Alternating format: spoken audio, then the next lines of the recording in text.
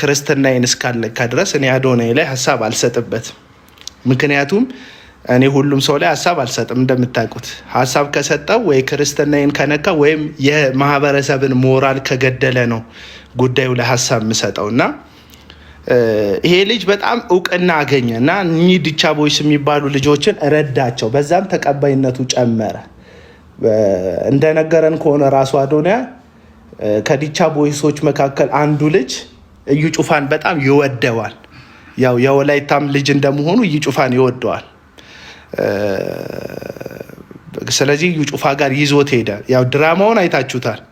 እዩ ጩፋ ፕሮግራሙን እንደማያውቅ ድራማን የሰሩት ውስጥ ተንኳክቶ እዩ ጩፋ የአዶናያስን መምጣት ነው የቲክቶክ ቻናል ከፍቶላቸው አንድ ቪዲዮ አሸዋ ሳይቶኝ ነበርና ያው ሳናስፈቅድ ነው አንተን እንግዳ እንዳለ ብቻ ነው የነገርን እና ባሳየን ቪዲዮ መሰረት በጣም ነው የወደድኩት ቪዲዮን አይቼና ምክንያቱም ሁለቱም ልጆች እጅግ በጣም ይሄ ነጭ ልብስ ያደረገው የዩ ጩፋ ዣንጥላ ያዥ የሆነ ቃል አቀባይ አልነገርንህም እንደሚመጣ ምናምን ይላል። ያውቃሉ። ያው እንድታውቁት ብዬ ነው። ያውቃሉ። ድራማ ነው ጉዳዩ። ያው ቲክቶከር እንደምታውቁት አብዛኛውን ቲክቶከር ድራማ የሚሰራ ነው። በጣም ብዙ ፎሎወር ያላቸውን ቲክቶከሮች ካያቸዋቸው ድራማ የሚሰሩ ናቸው። እርዳታ ከሚረዱ ልጆች ጀምረው እንዴ ሰው ድንገት እንዴት ሰው ይቀረጻል? ሴትዮዋን ድንገት እንጨት ተሸከማ ስትሄድ አግኝቶ ምናምን የሚባል ነገር የለም። ሴትዮዋን እንጨት ሲሸከማ አግኝቶ እቺ ጥሩ ኮንቴንት ናት፣ እቺ እርዳታ ጥሩ ታስገኛለች። ስለዚህ ወደኋላ ማዘር ወደኋላ እንጨቶትን ይዘው ትሄዱ፣ እኔ ከዚህ ብቅ እላለሁ፣ አንተ ከዛ አንግል ሆነ ቅረጸኝ፣ እንጨትን አግዛለሁ፣ ከዛ ይቀረጻል፣ ይፖሰታል። እና ድንገት እኛ ደግሞ ስናየው ድንገት ረጂው ከዚህ ሲመጣ ማዘርዬ የሚያሳዝን ልብስ ለብሰው የሚያሳዝን ፊት እያሳዩ እንጨቱ አግብጧቸው ሲመጡ ኑ ልርዶት ብሎ ሲረዳቸው ከዛ ከኪሱ እያወጣ 10 ሺህ ብር ሲሰጣቸው ምናምን ዋው የሚገርም ነው እንላለን። ግን የተጠና ድራማ ነው። ሴትዮዋ ኦሪጂናል ችግረኛ ናቸው አይደሉም፣ ቤቱ ነው የሚያውቃቸው፣ አይመለከተኝም። ግን ብዙ ነገር እዚህ ቲክቶክ ላይ ድራማ ነው እንደምታውቁት። ሪያሊቲውን ነው የምነግራችሁ፣ ድራማ ነው። የሚረዱትም ልጆች ጭምር ማለት ነው። ያው የሚረዷቸው ሰዎች እውነተኛ ሊሆኑ ይችላሉ። ግን ሲረዱ የሚቀርጹት ሞመንቱ ምናምን ስታዩት እንዲህ ግጥም አይልም። ላይፍ ራሱ እንደዚህ ግጥም ብሎ አያውቅም። ካሜራ ደግ ነው አይዞሩም መቼም እና የሆነ እንትን አለ። እዩ ጩፋ ደግሞ በካሜራ ፊት ድራማ በመስራት ከዚህም በፊት የብዙ አመት ኤክስፒሪየንስ አለው። እንደምታስታውሱት ከዚህ ከአመታት በፊት መንግስቱ በለጠ የሚባል ሰውዬ የሶሪያ የተበታተነች ሰሞን ላይ ማለት ነው። ሶሪያ ብትንትኗ የወጣ ሰሞን ሞዴሬተር የተሰጣችሁ ሰዎች ተጠቀሙበት፣ አለበለዚያ እኔ እጠቀምበታለሁ። እና ቶፒክ ላይ ማታወራ ከሆነ የምትሞጣሞጥ ከሆነ ትወጣለህ። አትስማኝ። ስማኝ ብዬ ሼር አላረኩልህም። ከፈለግ አትስማኝ። እና ከዚህ በፊት መንግስቱ በለጠ የሚባል ሰውዬ ሚሊዮን አጋንንትን ያለብኝ አለ እዩ ጩፋ ጋር መጥቶ። ከዛ እዩ ጩፋ ለምንድን ነው የያዝከው ሲል ኢትዮጵያን እንደ ሶሪያ ልበጠብጣት ነው አለ መንግስቱ በለጠ።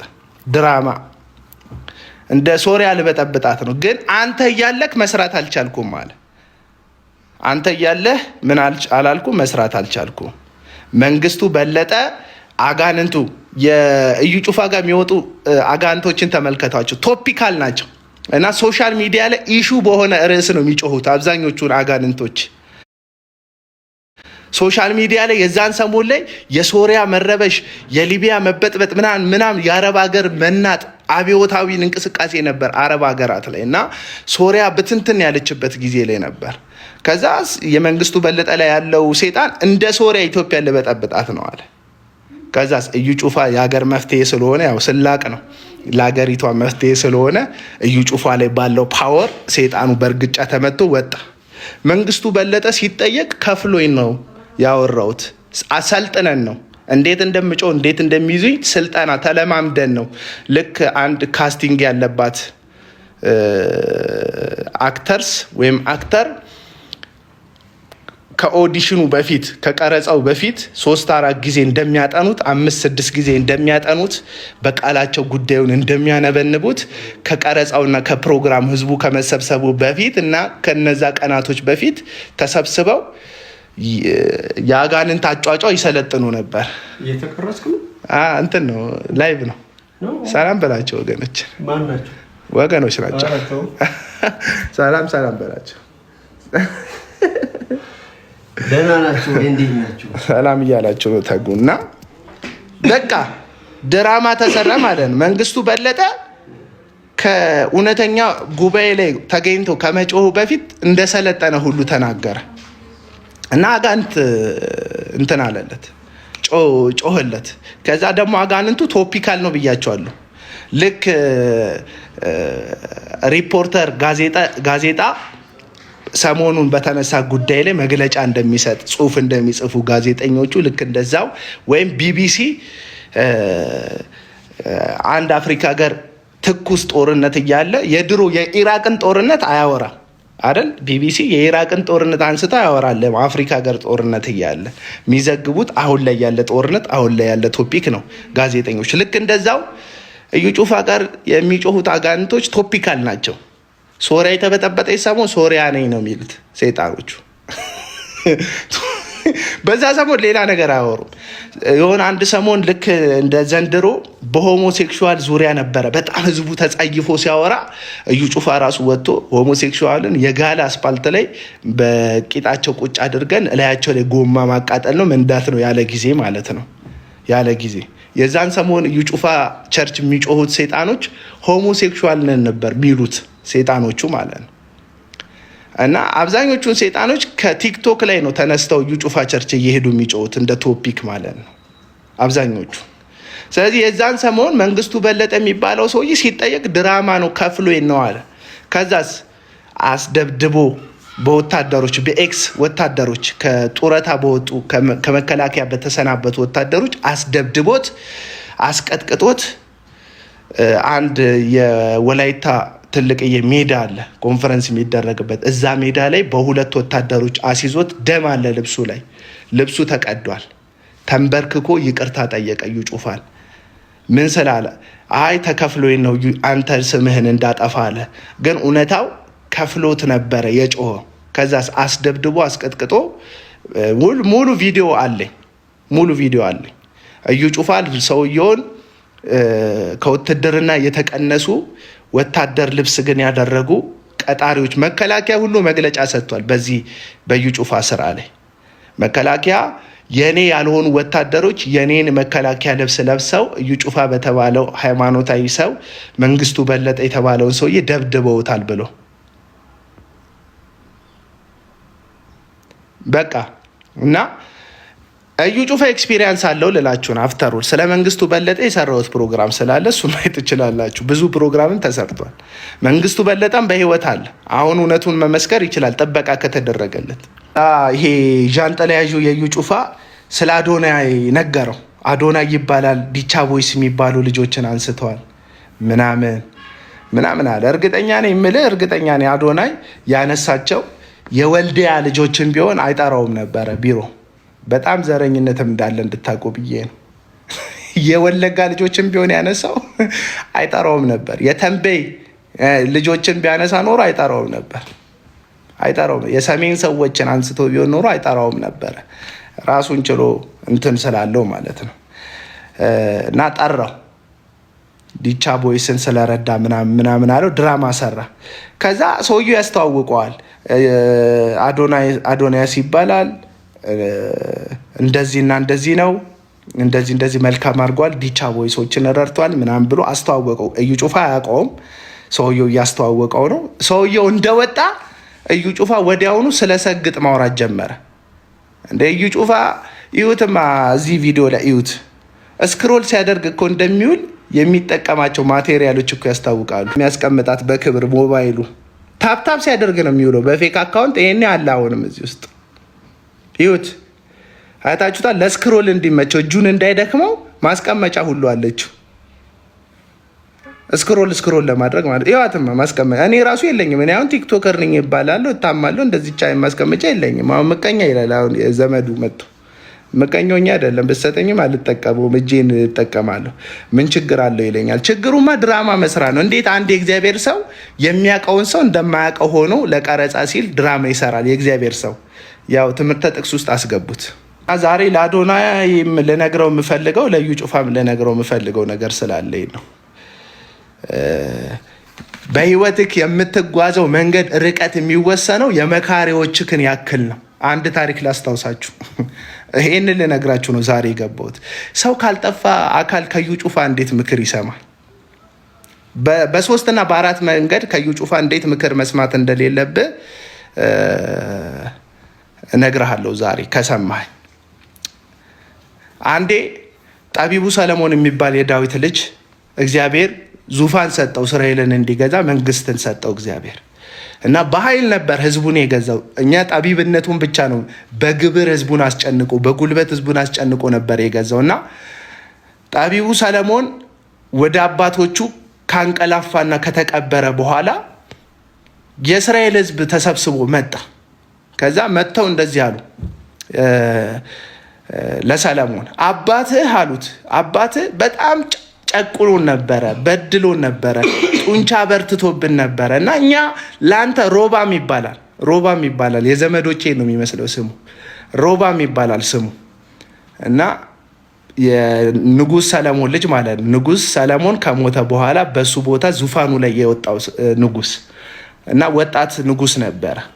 ከዛ መጥተው የእስራኤል ሽማግሌዎች መጥተው እኛ ለአንተ እንገዛልሃለን፣ ያልከንን ሁሉ እናደርጋለን፣ ግን አባትክ ጠንክሮብን እንትናችን ሸክማችንን አክብዶብን ነበር። አንተ ሸክማችንን አቅልልልን፣ እንታዘዛለን፣ እንገዛለን፣ ውጡ ስትለን እንወጣለን፣ ግቡ ስትለን እንገባለን አሉት።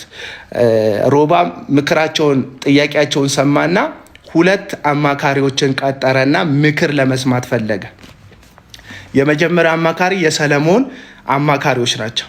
እንደምታውቁት ሰለሞን ጠቢብ ሰው ነበር። አማካሪዎቹም በጣም ጠቢብ መሆን አለባቸው ምድሪቱ ላይ። እሱን ለመምከር ቢያንስ ከሱ በጥበብ ባትበልጥ እንኳን መገዳደር መቻል አለብህ እና ስማርት የሆኑ ሽማግሌዎችን ሰበሰበና የእስራኤል ሕዝብ መክሮኝ ነበር አለ። ምን መከረ? ጠይቆኝ ነበረ። ምን? አባትህ ሰለሞን እጁን አክብዶብን ነበረ፣ አገዛዙ ከብዶን ነበር። አንተ አገዛዝን ቀለል ብታደርግልን እንገዛልሃለን፣ ውጡ ስትለን እንወጣለን፣ ግቡ ስትለን እንገባለን ብለውኛል። ምን ላድርግ ብሎ ሽማግሌዎቹን ጠየቃቸው እና ሽማግሌዎቹ ምን አሉት? አው አባትህ ህዝቡን አስጨንቆት ነበረ እና እንዲገዙልና ዙፋንክ እንዲጸና ህዝቡ የጠየቀህን ጥያቄ መልስለት አሉት። ምን ማለት? ቀለል አድርግለት መንግስትህን አሉት። እሺ ብሎ ወጣና ሁለተኛ መካሪዎች ሰበሰበ። እንደሱ ወጠጤ የሆኑ ወጣቶችን ማለት ወጠጤ ወጣቶችን ሰበሰበና የእስራኤል ህዝብ ቀንበር ከብዶብናል እያለ ነው፣ አባቴ ቀንበር አክብዶብናል እያለ ነው፣ ምን ልበላቸው ሲል ወጣቱ እንደዚህ አላቸው፣ ከአባቴ ወገብ የኔ አንድ ጣት ትወፍራለች። አባቴ በጅራፍ ገርፏችሁ ነበር፣ እኔ ግን በጊንጥ ጅራፍ ገርፋቸዋለሁ አላቸው። በላቸው አሉት። ሁለት ምክር ቀርቦለት ነበር፣ የሽማግሌዎቹ ምክርና የወጣቶቹ ምክር። ወጣት ስለሆነ ለሱ ድንፋታ፣ ለሱ ትዕቢተኝነት፣ ለሱ አለመረጋጋት የተስማማው የወጣቶቹ ምክር ስለሆነ የእስራኤልን ሽማግሌዎች ኑ ተሰብሰቡ አላቸውና ከአባቴ ወገብ የኔ አንድ ጣት ትወፍራለች አላቸው። አባቴ በጅራፍ ገርፏቸዋል፣ እኔ በጊንጥ ጅራፍ ገርፋቸዋል፣ ምንም አታመጡም፣ ጸጥ ለጥ ብላችሁ ተገዙ አላቸው። እነዛ የእስራኤል ሽማግሌዎች እያዘኑ ተመለሱ። ምን እንዳደረጉ ታውቃላችሁ? ለመጨረሻ ጊዜ እስራኤል የምትባል መንግስት ለሁለት እንድትከፈል አደረጉ። 10ሩን ነገድ ይዘው ከእስራኤል ተገነጠሉ። መሪ ሹመው ማለት ነው። የሮባም መንግስት መከፈል ምክንያቱ ምንድን ነው? የሮባም መንግስት አለመጽናት ምክንያቱ ምንድን ነው? ሁለት ምክር ቀርቦለታል። ከሁለቱ ምክር የመረጠው ምክር ዙፋኑ እንዳይጸና አደረገ። 3 ዓመት ብቻ ነው የነገሰው ይሄ ወጣት ልጅ በዙፋኑ ላይ ማለት። ከ3 ዓመት በኋላ ዙፋኑ ተወሰደበት። አዶናይ ይሄ ነገር ከአዶናይ ጋር ታዲያ ምን ያገናኘዋል ካላችሁ፣ አዶናይ የሚባል አንድ የዋህ ወጣት እዩ ጩፋ የሚባል ሐሰተኛ ህዝብን የሚያስት ሰውዬ ጋር ገብቶ ምክር ጠየቀ።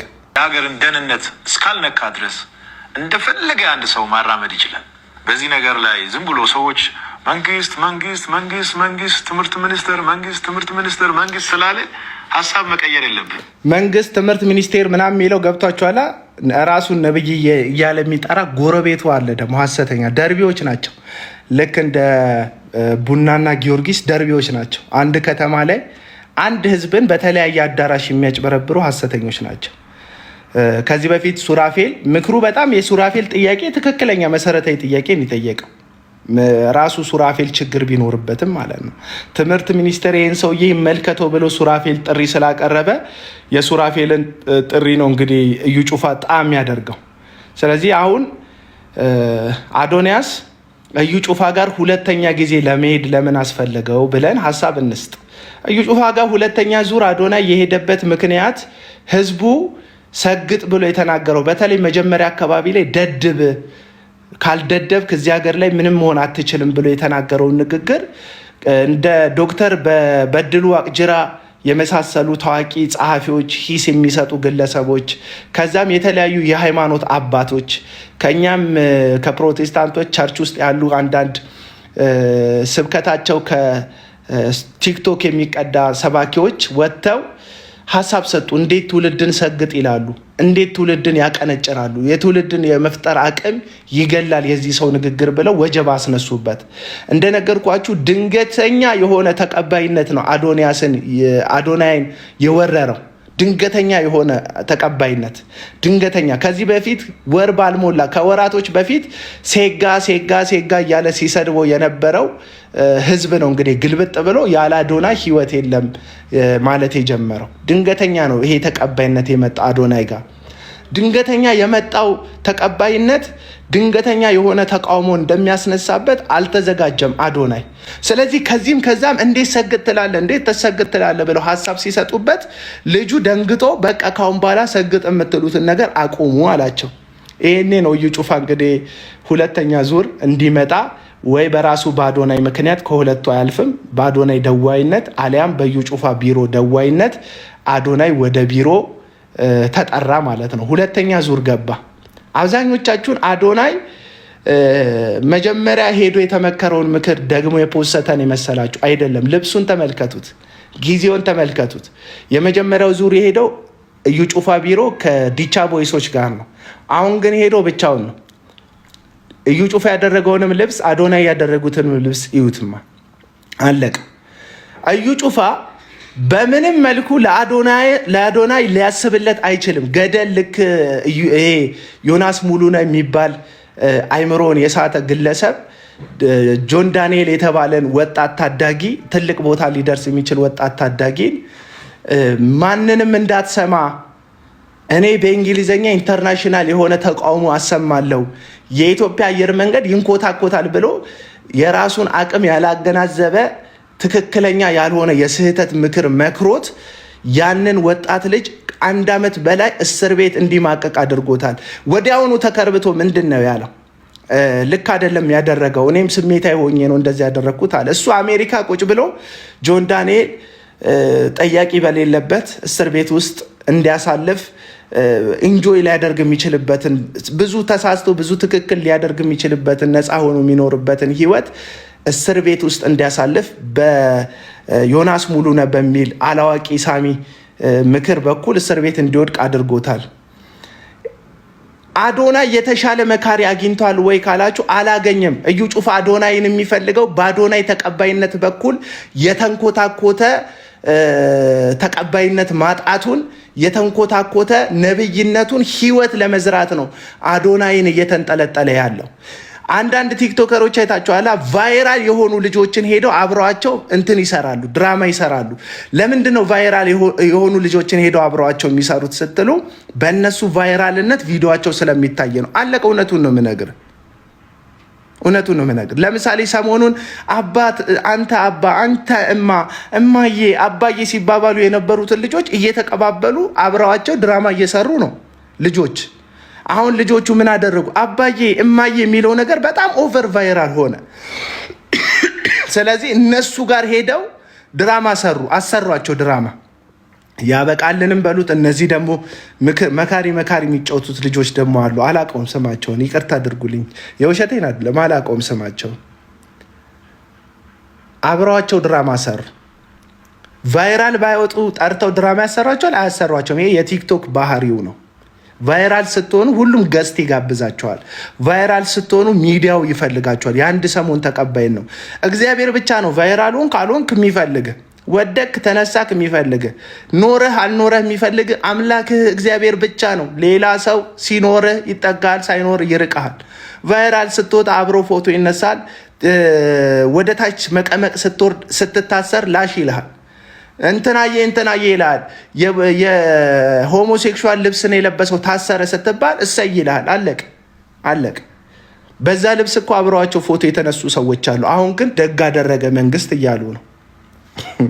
ማንም ሰው ራስህን ካላወቅበት ትወድቃለህ። እና እዩ ጩፋ አዶናይን ቢሮ ድረስ አስጠርቶ ወይም አዶናይ ደውሎ ሄዶም ቢሆን ከሱ ጋር መታየት የፈለገው ስለመሰገጥ ማውራት የፈለገው በአዶናይ ተቀባይነት በኩል የራሱን ተቀባይነት ለመገንባት ነው እንጂ የአዶናይ ህይወት አሳስቦት አይደለም።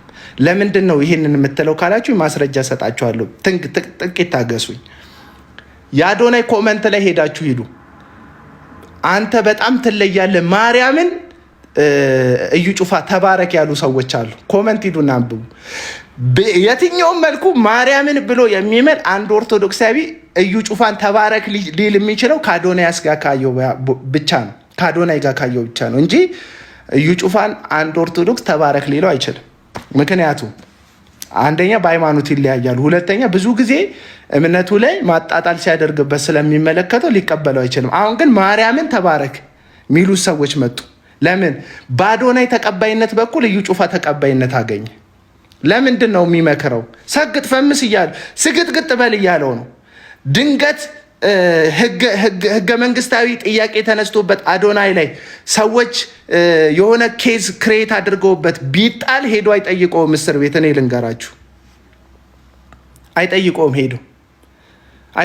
ሄዶ የራሱን ገጽታ ለመገንባት ግን ፍላጎቱን አወራለት። አንድ የእግዚአብሔር ሰው ነኝ የሚል ሰው የሰውን ፍላጎት እንዴት ያወራል? ይኸውላችሁ ይሄ ሰውዬ ሐሰተኛ ነው ስላችሁ ለዛ ነው። በፈለግከው ርዕስ ሂድ። በተለይ እንደዚህ ቶፒካል ከሆንክ መነጋገሪያ ከሆንክ ያስገቡሃል ቢሮቸው። ሐሰተኛ ነቢያት ታዋቂ ሰው ከሆንክ ያስገቡሃል ቢሮቸው። የምትፈልገውን ነው የሚሰጡክ። የሐሰተኛ አገልጋይ አንዱ ባህሪ የእግዚአብሔርን ዓላማ ሳይሆን የራስክን ዓላማ ነው የሚሰብክክ። የእግዚአብሔርን ፍላጎት ሳይሆን የራስክን ፍላጎት ነው የሚያስተምርክ። የእግዚአብሔርን ፍቃድ ሳይሆን የራስህን ፍቃድ ነው የሚነግርህ። ስለዚህ አዶናይ የሄደው ሰግጥ ፈምስ በሚባለው ንግግሩ የመጣበትን ተቀባይነት ማጣት ወይም የአንዳንድ ሰዎች ውርጅብኝን መቋቋም ስላልቻለ ይቅር ሰግጥ ፈምስ ያልኩት ተሳስቼ ነው በቃ ትቼዋለሁ ምናምን ያለውን ጉዳይ ላይ የተሰበረበትን ጉዳይ እንዲጠገን የሄደው። ስለዚህ እዩ ጩፋ ፍላጎቱን ያውቃል፣ የአዶንያስን ፍላጎት። ስለዚህ ፍላጎቱን ሰበከው። መጽሐፍ ቅዱስ ምን ይላል? የጢሞቴዎስ መልእክት ላይ ሐዋርያው ቅዱስ ጳውሎስ የጻፈው አንድ መልእክት አለ። ጆሮዎቻቸውን የሚኮረኩር አስተማሪዎችን ለራሳቸው ያከማቻሉ። ምኖች? ሐሰተኛ ምዕመናን ምንን ያከማቻሉ? ሐሰተኛ አስተማሪዎችን። የሐሰተኛ አስተማሪ፣ የሐሰተኛ ነቢይ፣ የሐሰተኛ ሐዋርያ አንዱ አመል የምትፈልጉትን ነው የሚነግሯችሁ። ፓስፖርት ይዘህ ሄደክ ፓስፖርትክ ላይ ለማጸለይ ስትፈልግ ምን ብለው ነው መልእክት የሚያመጡልህ? እግዚአብሔር የውጭ በር ከፍታለሁ ብሎሃል ነው የሚሉ። ለምን? ውጭ ለመሄድ ፈልገህ እንደሄድክ ስለሚያውቁ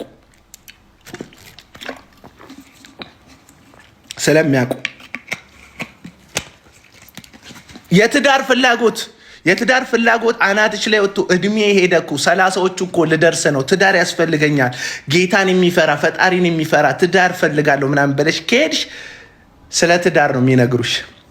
ኢኮኖሚካል ቻሌንጅ ውስጥ ገብተሽ ሀብት ፈልጋለሁ ምናምን ፈልጋለሁ ብለሽ ከሄድሽ ስለ ሀብት ነው የሚነግሩክ።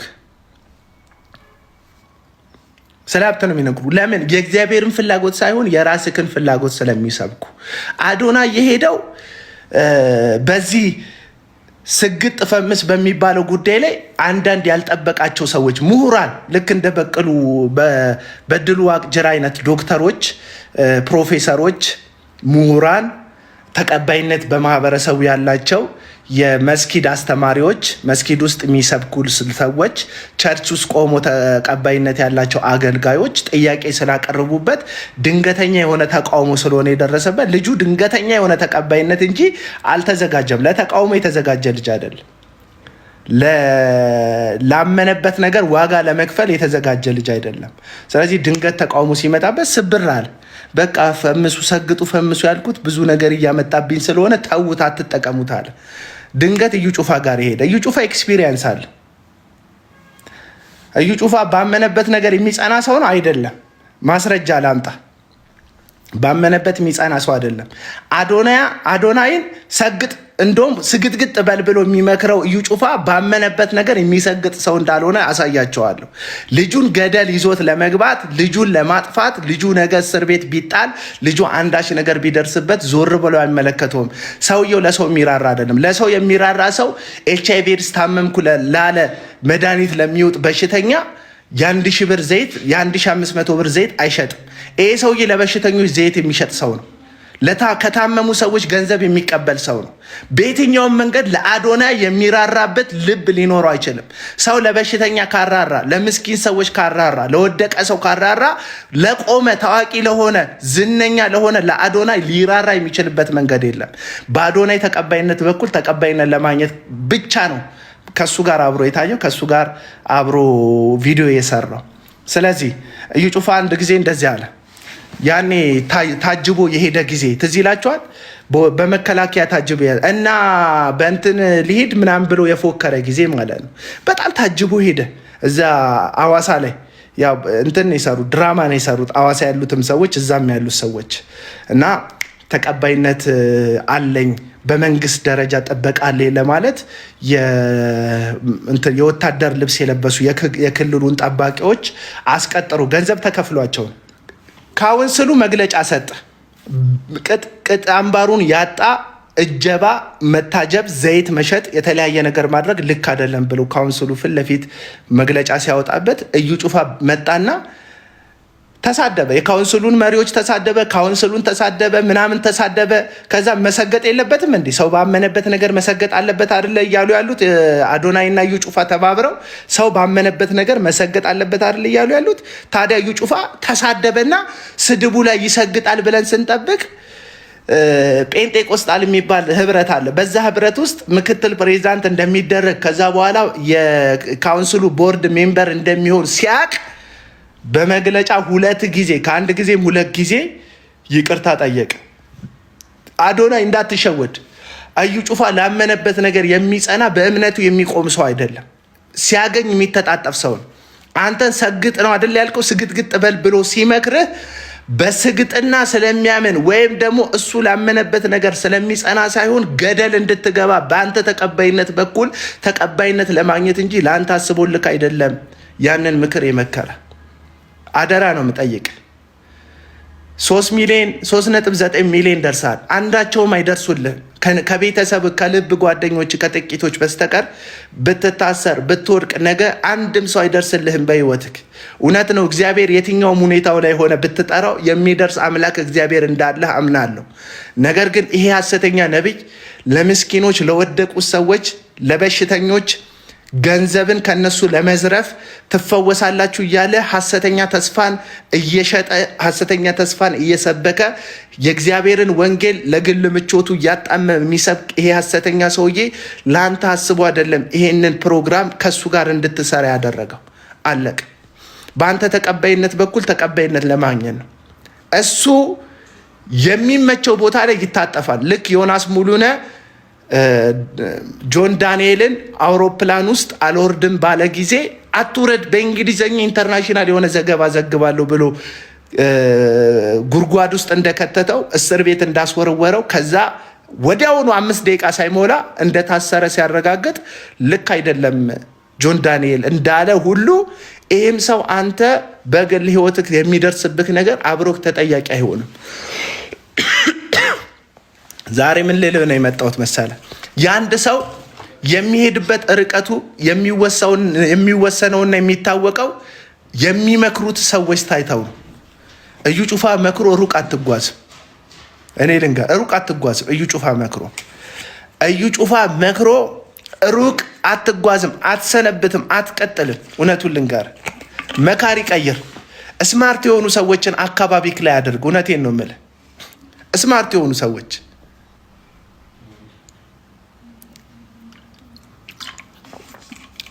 ሪስትሪክት እያለ ነው። ስማርት የሆኑ ሰዎች አካባቢክ ላይ አድርግ። ህግን የሚያውቁ ሰዎች አካባቢክ ላይ አድርግ። ይህን ተቀባይነት የሚዘልቅ አይደለም። ኢትዮጵያ ታውቃለህ፣ ኢትዮጵያ እቃ ነው 50 ዓመት ቤቱ የሚያስቀምጠው ሰው በልቡ 50 ዓመት አያስቀምጥም። አብዛኛውን ኢትዮጵያ ነው ይልንገር፣ ፌድ አፕ ታደርግበታል። ታዋቂ ነህ፣ አንድ ሰሞን ያከብረሃል። ከዛ ኢትዮጵያ ሶፋውን አይቀይርም፣ ሰው ግን በልቡ ይቀይራል። እውነቱን ልንገር፣ ኢትዮጵያ ፌድ ነው የሚያደርገው። የአያቱ ያክስቱ እቃ እኮ ቤት ውስጥ አለ። የ50 ዓመት የ60 ዓመት አያቴ እዚህ ላይ ነው የተናዘዘችው፣ እዚህ አልጋ ላይ ነው ንዛዜ የተናዘዘችው የሚለው አልጋ አለ ቤት ውስጥ። ግን 5 ዓመት ሰው ልብ ውስጥ አያስቀምጥም። ኢትዮጵያ ፌድ ታደርጋል። ፌድ አውት ነው የምታደርገው የሰው ልብ ውስጥ። አሁን ነው በትክክል ነገሮችን ሰው በሰው ልብ ውስጥ ተቀባይነት ባለ ሰዓት ላይ ሲያስታውሱክ ያ ልጅ አሪፍ ነበር እንዲሉ አድርገ እለፍ እንጂ ተቀባይነቴ ልክ እንደ አክሱም ሐውልት ተገትሮ ይቀራል እንዳትል። አንዱ የአክሱም ሐውልት ወድቋል ታውቃለህ። ምናልባት እሱም ተቀባይነት በማጣት ይሆናል ክምብል ያለው። ያው ለቀልድ ነው ይሄን እንኳን ያልኩት።